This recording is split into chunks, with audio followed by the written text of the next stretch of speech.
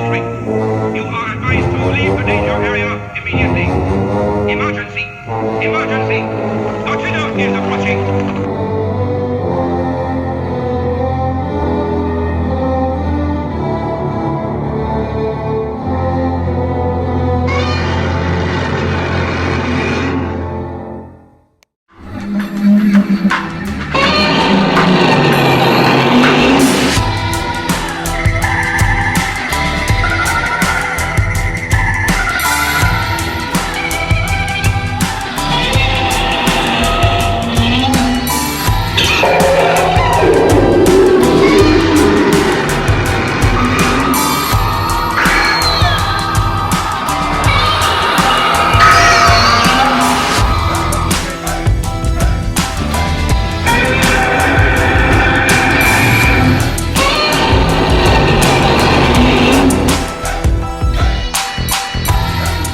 What's going on, people? LP 2000 right back at you with another video. Yes, welcome back, welcome back to another edition of Leslie Chambers Kaiju Reviews on behalf of Collectible Monsters. And yes, yes, I'm so happy. You know why I'm happy. You click the title, you know who we're talking about in this review. So without further ado, let's dive headfirst into this awesome X Plus Gigantic Series figure review. And today we take a look at the X Plus Gigantic Series Standard Edition of the 1964 Godzilla, based off his appearance in my most favorite film of all time in the franchise, 1964's Mothra vs. Godzilla, also known as Godzilla vs. the Thing. And as you can see, I have the beautiful figure here. Yes, he is. He is so beautiful. Oh my God, he is awesome. He is amazing on so many different levels. And you know what? And you're probably wondering, Leslie, don't you already have this figure? Yes, I do. I have the Rick. Of course, this is the standard. So I have the review of the Rick up on my channel. It's in the archives. So please check it out whenever you get a chance. But now we're covering the standard. Yes. And you know we do things around here. Let's get up close and personal with the box before we get into the figure. This is the picture of the box. You know, basically just like the Rick, except, you know, the Rick came with a yellow sticker signifying that it is a Rick. Of course, you know, you have the silhouette of Godzilla right here in the front, Gigantic Series, 1964 Godzilla from, of course, Mothra vs. Godzilla. That's it with the box. Wonderful artwork on the box. Great artwork on the box for a great, awesome figure. Yes. Woo! Ladies and gentlemen, once again, this is the X Plus Gigantic Series, Standard Edition of the 1964 Godzilla. And you know what? Since I covered the backstory in my Rick review, I'm probably going to give a small little Cliff Notes version here. Because, once again, I love the 64 so much, so I don't mind going back memory lane in regards to this figure and or this design. I remember it was way back in 2017, like late summer 2017. And, you know, I'm on Facebook. You know, I'm on the X Plus Collectors Facebook group, Collectible Monsters Facebook group, a few other Facebook groups. But this weekend in particular, I decided to take a trip out of town to go see my mom. My family and I went to go see my mom. And normally when I do that, I kind of shut off Facebook, you know, because I'm on Facebook a lot, like, you know, during the week and, you know, whatever. So I decided that particular weekend I was going to just stay away from social media and just focus on my family. But when I finally came back home, I got hit up with so many notifications. My name was tagged on so many different posts and comments or whatever. And I'm like, what is going on? I thought maybe somebody may have died or something like that. And when I clicked on the first notification, I saw a picture of a prototype version of the X Plus Gigantic Series 1964 Godzilla that was showcased at the Summer Wonder Festival show back in Japan in late July going into August of 2017. And once I clicked that, my mouth hit the floor, honestly. And I'm like, I guess I know why people were trying to get a hold of me. And it was announced at the time that was going to be the next Gigantic Series figure. I think the one that came before that, if I'm not mistaken, was the Shin, the Gigantic Shin Godzilla that came out. That actually came out, I think, 2 months later after that point. Yes, the Gigantic Series figure before the 64 was the first ever Shin. And it's kind of funny now I think about it, because when this figure was announced, or when they showcased that this figure was coming, there was a small little rumor going around that the 64 was going to be dropped right about the same time as the Gigantic Shin that year. And I was freaking out because I already had the Gigantic Shin ordered And that figure was not a cheap one, to be honest with you. So I'm like, please, X Plus, don't drop the 64. That's probably the only time you're going to hear me say don't do anything in regards to the 64. But I was like, just X Plus, just hold it off. Just give me a few months to get past the gigantic Shin Godzilla. Then we can go into the 64. But, you know, they answered my prayers, thank God. And plus, you know, X Plus is smart. They know not to drop, like, multiple gigantics all at one time, even though they did that in 2016, but that's another story. So it came up for pre-order on December of that year, 2017 going to 2018. And it was a brief window. I think the window happened for like maybe 2 weeks. Normally it doesn't work that way when it comes to a figure release. Normally they have it up for like a month to give people time to get in there and order it, whatever, so they can get as many pre-orders as possible so they know how many figures that they need to make. Since basically every figure is basically handmade and handmade to order in a way. And I opted to go for the Rick because, you know, I have the giant M164 Godzilla figure in my collection. And since this one is very similar to that figure, I opted to go for the Rick. You know, with the blue dorsal plates, which you'll see in comparisons in a few minutes. So I opted to go for the Rick. You would have thought at the time I probably would have double dipped, considering how much I love the 64. But like I mentioned just now, since my M1 is very similar to this one, I decided to go for the Rick since that one looked a little bit different. And then when it finally came out in, I believe, March or April of 2018. Now, mind you, before it got released, this was regarded as probably one of the best X Plus figures ever to be released.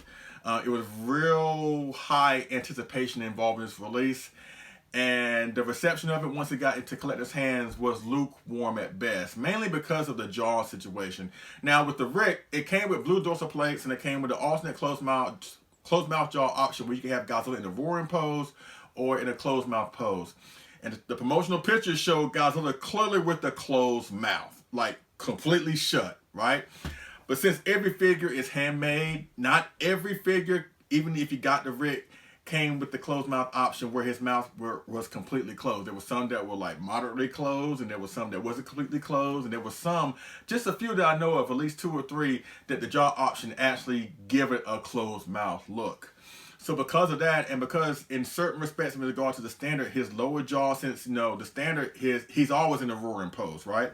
The lower jaw on some figures was so really wide that it kind of came across as the recently teased design of the new anime Godzilla from Singular Point, when his mouth was so wide, or Shin Godzilla when his mouth is like really wide or whatever. A few of the standards kind of came across like that, and it didn't make the figure look all that good. So because of that, between those reasons, this figure has a mixed reaction at best when it comes to certain collectors. There's some people that love it like myself, and there are some people that look at it as a huge misfire. And I can understand that, you know, and that was disappointing for me, you know, as a 64 fan. I wanted this to be the greatest release ever, but it really wasn't, considering the problems that I just told you. But through it all, I still love it, and I still think this is a great figure, and it's my favorite gigantic series figure out of all of them because of my loyalty to the 64. Now, fast forward, I want to say, was it last month or September of 2020? I believe it was. I believe it was last month in October. Yes. Want to give a huge shout out to a few people for making this video possible and making this figure acquisition possible. First and foremost, the folks over there at Kaiju Live, AJ Russo, Frank Russo, Kelly Russo. Yes, you know them, you love them. The awesome YouTube auction show that goes down almost every Sunday. Kaiju Live, yes. I got this figure through them. So I want to give a huge shout out and thank you for making it happen for me and my beautiful wife, Sandra. Now, mind you, when AJ and the Russos, you know, have these shows, you know, sometimes they post on Facebook a little teaser of the product that's going to be sold on that particular show. And when I saw that he was going to be selling the gigantic 64, I have to admit I did give him a little bit of crap. Because of my love and loyalty for the 64, I was giving him crap. Now, mind you, I'm not serious when I do that. I just do it to try to have a little fun. You know, AJ, we have that type of relationship, right? But I never thought when he posted it, you know, I never had this grand plan that once I saw it, I was going to get it, right? So every Sunday, or at least when we have time, my wife and I, we actually watch the show. We watch the show, you know, whenever we have time or if we're in town or whatever. But we always show love to AJ and the Russos and Kaiju Live. And before the show came on, my wife asked me, she was like, hey, babe, is there anything up there that you know for a fact he's going to be selling tonight that you may be interested in? I'm like, well, there is one thing that I may want to have in my collection. And I told her what it was, and I told her, like, look, going in, it may fetch for a high price. And she was like, look, if you want it, we can tag team it. So she did the bidding of the figure, and it was a really, really good bid between myself and between us and a few other people. It was a really exciting moment on Kaiju Live. Please check it out. It's in the archives of their channel. And in the end, we were the ones left standing. You know, it cost a bit. Now, don't get that twisted, ladies and gentlemen. It cost a bit, but in the end, we were the ones left standing. So thank you, Sandra. I love you so much. Really do appreciate it. And thank you to the Russos for making it happen. And this is my early Christmas gift. Yeah, so I'm done for Christmas. And you know what? This is a great Christmas gift nonetheless. And that's pretty much it with the backstory with me getting this figure, or at least getting the standard version of this figure. And you had to know that I was going to get it at some point, you know. This is awesome. In a year where I have really tracked down some great holy grails in terms of X Plus figures. I don't really like saying the word grails because that means I have to think about something that I may need to go after. Where it's hard enough just keeping tabs and being on top of the current X Plus releases. So I don't really like saying that there are grails out there for me to have. Really, my grail was really the M164, and I guess you can count this one, you know. But earlier this year, I got my hands back on the 1964 Godzilla X Plus with the blue dorsal plates. I got my hands on the Wonderfest 54 colored version of Godzilla, courtesy of X Plus. The Wonderfest Gargantuous, you know, whatever. And you can definitely add this guy onto the list because this is a grail in a lot of people's eyes. And I can definitely understand that. To all those who find this figure not the best in the world and a misfire on certain respects, I understand. I'm with you on that. But for all the people that don't really care for this figure, there are a lot more people that love it, and I'm definitely in that camp. So, you know, let's get up close and personal with this guy. And, you know, the sculpt is awesome, just like the Rick. Basically, once again, the difference between the Rick and the standard is the dorsal plates and the closed mouth jaw option. But other than that, it's a great sculpt. So I'm not going to rehash a whole bunch of the same stuff that's in the Rick video. I'm just going to give like a brief overview here. And it is great. Really, the dorsal plates are really like, that's like the main difference, you know, in a lot of respects when it comes to the two figures. So I really do love the dorsal plates. You know, the dirty bone white color of the dorsal plates looks really, really awesome. Looks really amazing. And really true to the suit. And that's one thing I love about X Plus, especially when it comes to the dorsal plates, because I love dorsal plates of Godzilla. It just depends on which one you're talking about. But the dorsal plates, in my opinion, also is like a character. It defines Godzilla, where you have the dorsal plates here, the one on the 67, the more aggressive looking ones on the GMK, the more rounded ones on the Bio Goji or whatever, the orange burning ones on the Burning Godzilla. So to me, the dorsal plates in and of itself are like character defining traits of each individual Godzilla, and you could definitely add this one onto the list. That's one thing that I really enjoy when it comes to the King Goji. Now, I know I crap on the King Goji a lot, but through it all, I love the King Goji from King Kong vs. Godzilla. It's a staple from my childhood, you know, whatever. And of course that movie came out in 62, whereas this film came out 2 years later in 64. But one thing that carried over from King Kong vs. Godzilla in terms of the suit into this suit, I love the dorsal plates of the King Goji, and they basically just translated that onto this suit. Whereas the King Goji was kind of like thick and kind of like stout in certain respects, they slimmed down Godzilla in this film, made him a darker color, made him a more sinister color, as well as his face here, but they kept the dorsal plates pretty much the same shapes, the arrangement pretty much intact, and I love that. I really do love that. So the dorsal plates are awesome. And of course, this is sculpted by Kaiju. And as I mentioned in my recent Collect on Monster Side segment, Heisei Gigantic Series Figure Showdown with my fearless leader Kyle Young, I talked a little about this in that video, but please check it out if you haven't. Of course, this is sculpted by Kaiju, and they pretty much sculpted pretty much every single Gigantic Series figure, with the exception of the 99 and the 54, since they were obviously sculpted by Yuji Sakai. But every single one of them, 64, 62, Mechagodzilla, Shin, the 89, 2019, Even the kits that were based off the GMK and Burning Godzilla was made by Kaiju. So I think in a way they're like their in-house gigantic series figure sculptor. And every single one has been awesome, and you can definitely add this one onto the list. One thing, because I have the M1, right? But one thing I love more about this one, since this one is very similar to the M1, I love how Godzilla is in like in a twisting walking pose with this on one of his foot is kind of like arched up, like he's about to take a step, and his tail is curved, which also makes for great. He don't take too much space on the shelf because he's in a curved position, despite the fact that he's a gigantic, right? You know, whereas like the gigantic Burning Godzilla, right? He's big and thick, but his tail goes straight out. So you have to position him like in a side view. Don't get me started on the gigantic Shin, because he takes up too much real estate. But this one, as well as the 62, as well as the 89, might as well throw him in there with his tail being curved, because even though they're gigantics, they still don't command too much gigantic space, pun intended, on your shelves, which I really do enjoy that. But the color scheme is great. You know, you have dark charcoal gray with hints of like some mild brown highlights, you know, simulate maybe him coming out of the dirt in Mothra vs. Godzilla. And even in the entire film, he has somewhat of a brownish tone to him. He would get darker in the next film, Gizu the Three-Headed Monster, but in this film, he had more of a brown earth color type tones to him on highlights on the suit, which I do enjoy that. The claws, dirty bone white, as well as the toes here, kind of like same color as the dorsal plates. One kind of common criticism that I hear when it comes to the sculpt, that his hands are kind of like small, which I kind of see a little bit. But I would say the claws need to be bigger. That's one thing I wish I would change about this, that the claws should be bigger and sharper, you know.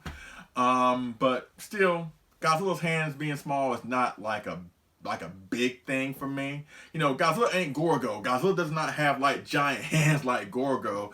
But I do see people's argument when it comes to the hands being a little bit tad bit too small. But for me, they're great. Last but not least, let's go with the face. Of course, you know, with him being born, you know, you see his mouth and his tongue and his teeth individually sculpted. And that's the thing, where you have this one or the Rick. This is one of the very few Godzillas that, in a way, he kind of looks more ticked off with his mouth closed. Either way, because of the hooded eyebrows and the eyes, the fact his eyes are more, like I said, hooded, you know, he gives off just a very more sinister, just evil vibe. You know what I'm saying? But the face looked great. The eyes look great. You know, the color on his hooded eyebrows, like a dirty brownish army green type of tint to it. Looks great. Hair sculpt looks great. Teeth looks great. Tongue, gums look great. So from top to bottom, once again, don't want to rehash the entire thing because I've done that in my Rick review. But from the sculpt, dorsal plates, the claws, the toes, everything is top notch on this figure. And I really do love it. I'm glad to finally have it in my collection. Didn't know I wanted it until AJ came into my life. So thank you, AJ and the Russos and Kaiju Live and Sandra for helping me out getting this figure. You have made me happy because, you know, I'm the ultimate 64 fan, at least one of them. And this is great. I'm glad to finally have this in my collection. Yes, yes, yes. So you know what? Let's do one size comparison. Don't want to drown in reviewing size comparisons. And I talked about him earlier, so let's bring up the Rick. So let's see how the standard and Rick versions of the X Plus Gigantic Series 1964 Godzilla look when they face off against each other. So let's go with that one and only size comparison right now. Okay, folks, this is the first and only size comparison, and yes, yes, yes, doesn't this look beautiful? You gotta admit, this does look so beautiful and awesome. Once again, ladies and gentlemen, the X Plus Gigantic Series Godzilla 1964, both standard and Rick, the standard on the right and the Rick on the left. And as you can see, pretty much they look awesome. They look amazing. And of course, the difference between the two is, of course, the dorsal plate color scheme and the fact that the Rick has a closed mouth option. Now, mind you, as I mentioned in the backstory earlier, a lot of these figures of the Rick, of the Gigantic 64, it came with a closed mouth jaw option. But a lot of these figures, you know, when you put it in, basically it's like this. You interchange the jaws, but you can have them in a roaring pose and a closed mouth pose. But when you put in the closed mouth option in a lot of these figures, it didn't present the figure with a fully shut mouth, which really rubbed a lot of people the wrong way, quite frankly. But since I had the M1, and at that point I really didn't have any intentions to get into standard here, I decided to permanently close my Rick 64. So all I did was basically take the closed mouth jaw option, heat up the top jaw, and put some super glue and just smashed them together, took a hair tie and let it sit for like a day. And I think it looks great, you know, with the closed mouth. And as I mentioned earlier just now, the 64 Godzilla as well, maybe it's a 75, maybe a couple other ones, maybe the 84, whatever. I love when Godzilla, you know, kind of looks more sinister with his mouth closed. Very few Godzillas pull it off. Like I mentioned, 75 I think does that. The 84 does that. And you can definitely add the 64 onto that list where he kind of looks more sinister with his mouth closed like this. But either way, both Standard and Rick of this figure is amazing. Once again, I know that a lot of people are not feeling this release. But as you can see here, whether you have the Standard on the Rick, Standard or Rick, excuse me, this is an amazing figure. Are there better Gigantics? I'm sure it is. It just depends on your point of view. But in this household, in my mind, this is my favorite, and in my opinion, the best Gigantic Series figure that they have ever done. Yes, yes, yes. So that's pretty much it with the size comparison between the two big giant Mosu Gojis. So without further ado, let's go into the final commentary portion of this video right now. Okay, folks, I'm back on my final thoughts of the X Plus Gigantic Series Godzilla 1964 Standard Edition. Based off its appearance in my most favorite Godzilla film of all time, of course, you know, Mothra, blah, blah, blah, blah, blah. Oh my God, 10 out of 10. Love this figure, really do.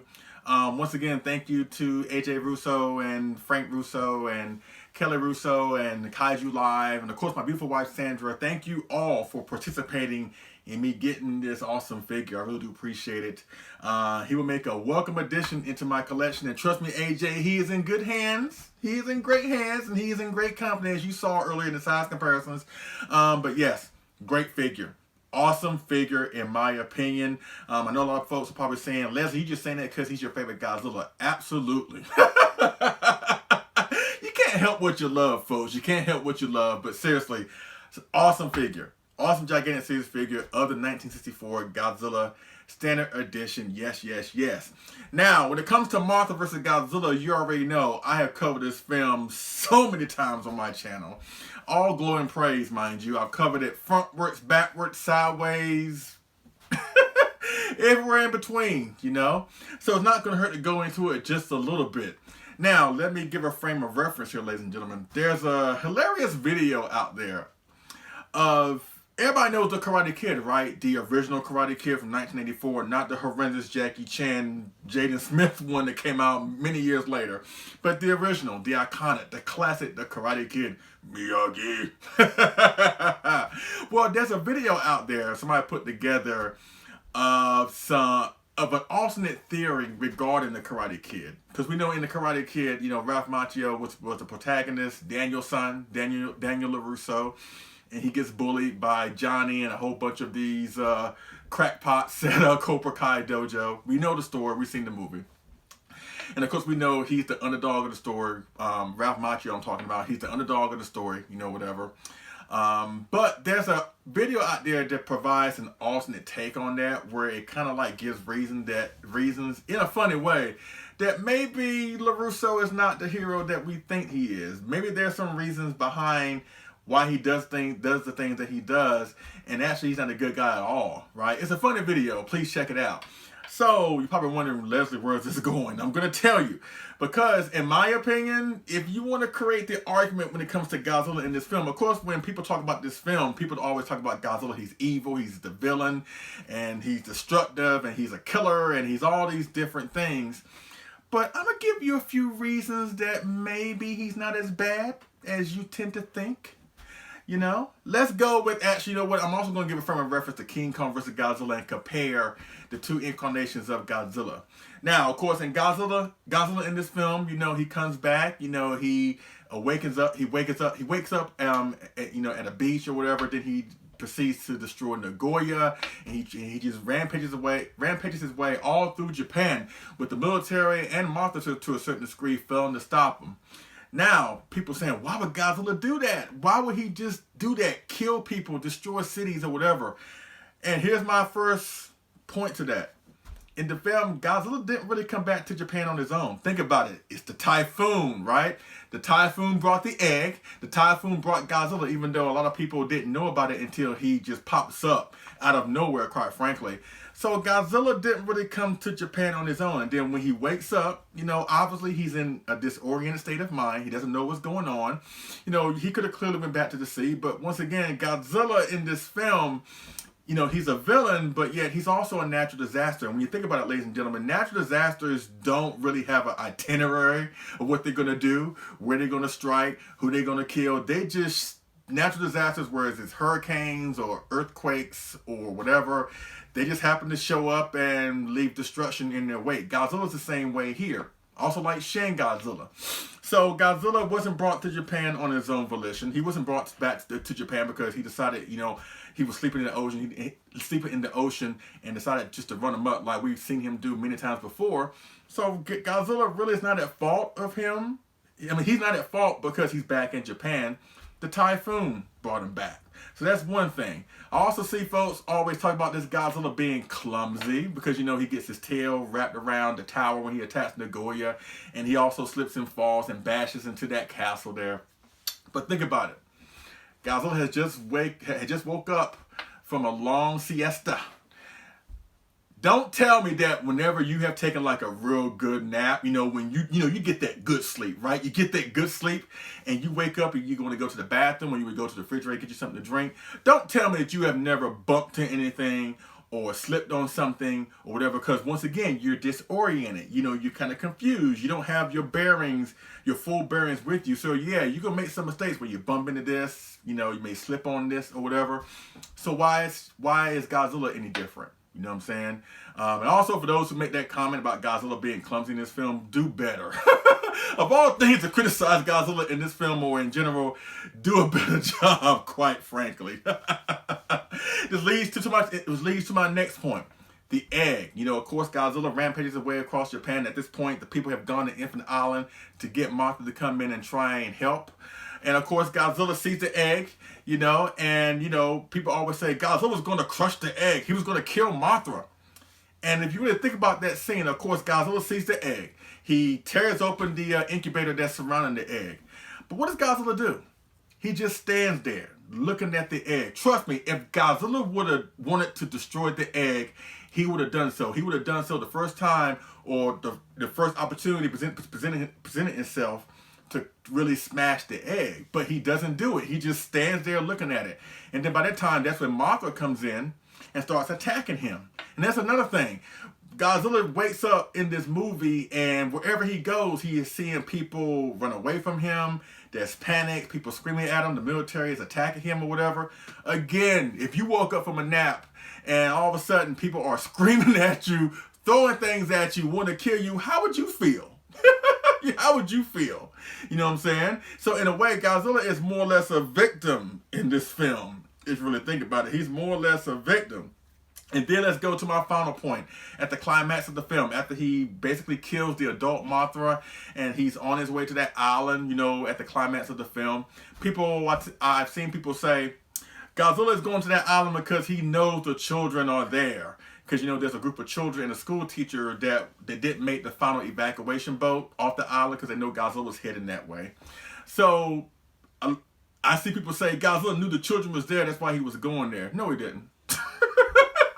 Once again, Godzilla is a natural disaster in this film. He doesn't have like a precise itinerary or a precise destination schedule. He doesn't know where he's going. He just goes. He just walks. And wherever he goes, that's where he's going to go. He didn't know the children were there. They just happened to be there in his past. So it's not like Godzilla knew that they were there. I mean, at this point, Godzilla has already killed countless people.